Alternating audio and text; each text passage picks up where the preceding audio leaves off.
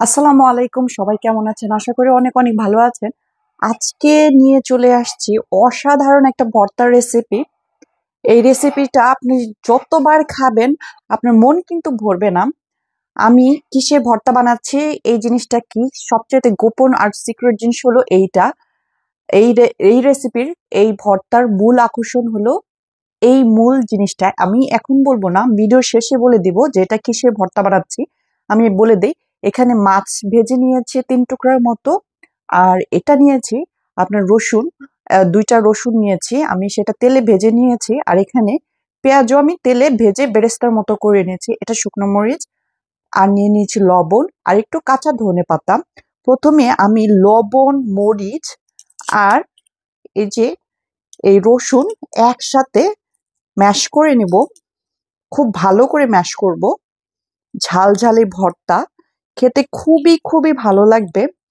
গরম গরম ভাতের সাথে যখন এটা পরিবেশন করবেন, ও কি যে একটা অসাধারণ অনুভূতি, বলে বোঝাতে পারবো না। আপনারা বাসায় ট্রাই করবেন, তখনই বুঝতে পারবেন যে সুরাইয়া আপু কেন এটার কথা বলেছে।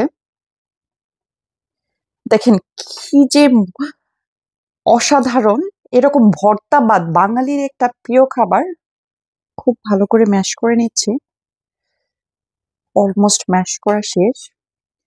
এই পর্যায়ে আমি মাছের মিডলে যে কাঁটাটা থাকে, এই কাঁটাটা আমি বেছে নেব।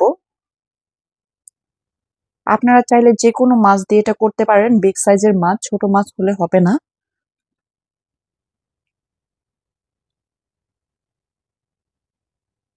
এ দেখেন কাঁটাটা খুব সুন্দর করে উঠে আসতেছে।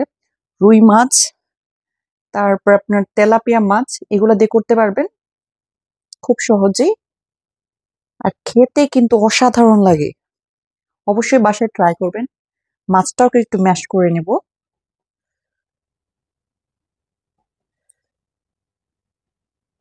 ধনে পাতা, ধনে পাতাটা আমি ম্যাশ করে নিচ্ছি এগুলোর সাথে একসাথে।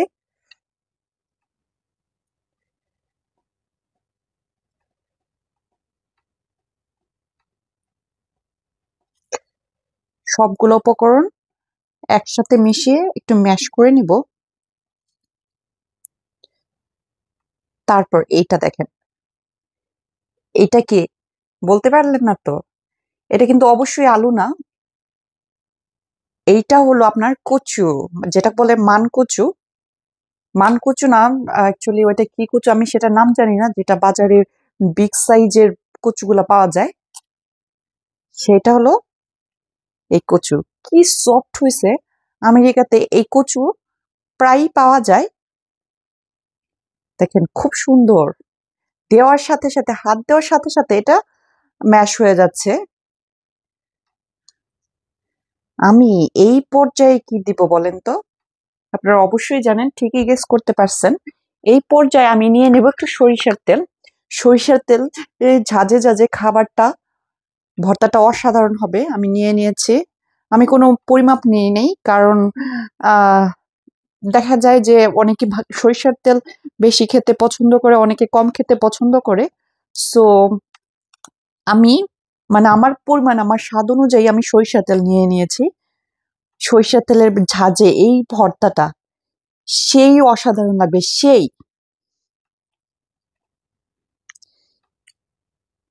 এই ভর্তাটি দিয়ে আপনি 2-3 প্লেট ভাত অনায়াসে খেয়ে ফেলতে পারবেন।